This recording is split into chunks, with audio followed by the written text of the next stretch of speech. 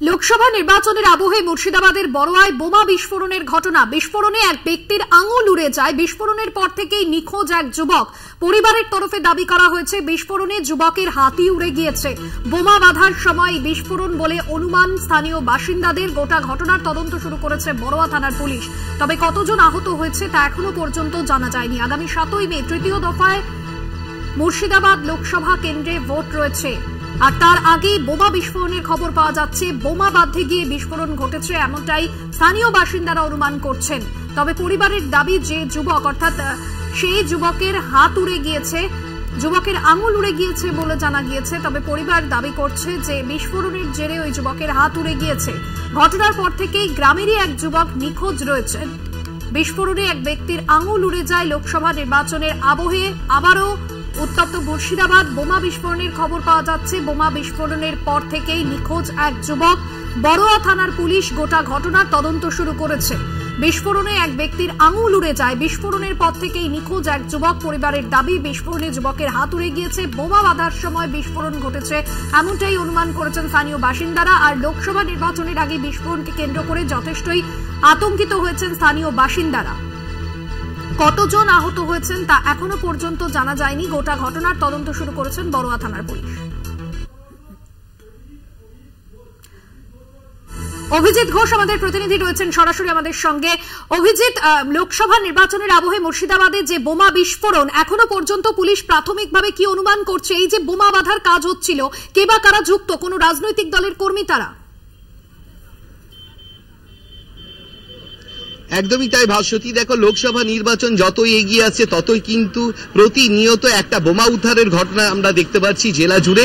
গতকাল রাত্রে যে ঘটনাটা ঘটেছে মুর্শিদাবাদ জেলার বড়োয়া থানার যে মোনাইকান্দা গ্রাম রয়েছে, সেখানে কিন্তু বিস্ফোরণে একাধিক মানুষ আহত হয়েছে। সেখানে এছাড়াও একজনের হাত উড়ে গেছে এমনটাই জানতে পারছি। যে ওই গ্রামেরই শেখ আলী বিন্না বলে একজন যুবক রয়েছে, তার পরিবারের দাবি যে এই বিস্ফোরণে কিন্তু তার দুটো হাত উড়ে গেছে, অথচ তাকে কিন্তু খুঁজে পাওয়া যাচ্ছে না, এখনো পর্যন্ত নিখোঁজ।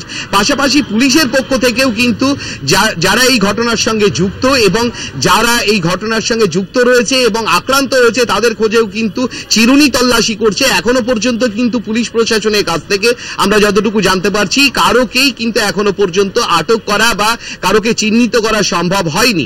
যদিও এই মুহূর্তে গ্রামে আতঙ্কের পরিবেশ সৃষ্টি হয়েছে, পাশাপাশি পুলিশ প্রশাসনের পক্ষ থেকেও কিন্তু একাধিক পুলিশ মোতায়েন, প্রচুর পরিমাণ পুলিশ মোতায়েন করা হয়েছে, যাতে গ্রামের মানুষ কিন্তু আশ্বস্ত থাকে, যাতে নির্বিঘ্নে নির্বাচনে তারা অংশগ্রহণ করে, এমনটাই কিন্তু প্রশাসনের পক্ষ থেকে তাদেরকে জানানো হচ্ছে। পাশাপাশি পুলিশ প্রশাসনের পক্ষ থেকে আশ্বস্ত করা হচ্ছে গ্রামবাসীদের যে প্রশাসন তাদের সঙ্গে রয়েছে।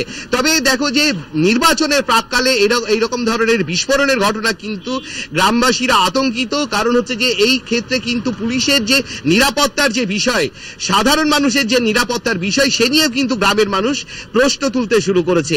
এই মুহূর্তে গ্রামের একাধিক জায়গায় জিজ্ঞাসাবাদ চালাচ্ছে পুলিশ যে ঘটনাটা গতকাল রাত্রে ঘটেছে। দেখো, যে মোনাইকান্দা গ্রামের যে প্রাথমিক স্কুল, সেই প্রাথমিক স্কুলেই কিন্তু বুথ হয়, অর্থাৎ ভোট মানুষ দিতে যায় প্রাথমিক স্কুলে। সেই স্কুল থেকে অদূরে, অর্থাৎ স্কুলের থেকে ঢিলছোড়া দূরত্বে কিন্তু পরিত্যক্ত বাড়ির কাছ থেকে এই বিস্ফোরণ ঘটে। বিস্ফোরণের তীব্রতা এতটাই বেশি ছিল যে এলাকা কেঁপে ওঠে, এমনটাই জানাচ্ছেন গ্রামের বাসিন্দা। নিখোঁজ, তার কি কোনো খোঁজ পাওয়া গিয়েছে? পরিবার কিছু জানাচ্ছে বিষয়?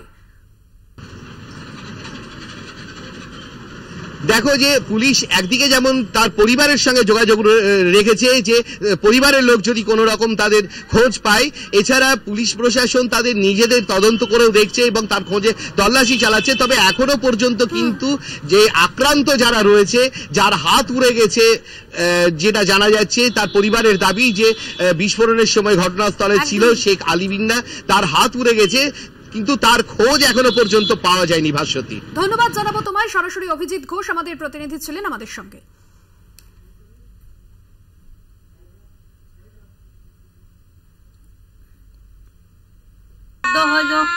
ছুটি বাড়িতে এসে আগে নিয়ে গেছে, এবারে কে কোথা কি করে সব নিয়ে গেছে আমি জানি না গো। না গো, ছেলে লেখাপড়া শিখে আর খাই দায় বেড়াই গো। কি নাম ওর? কি নাম? শেখ আলী জিন্না গো।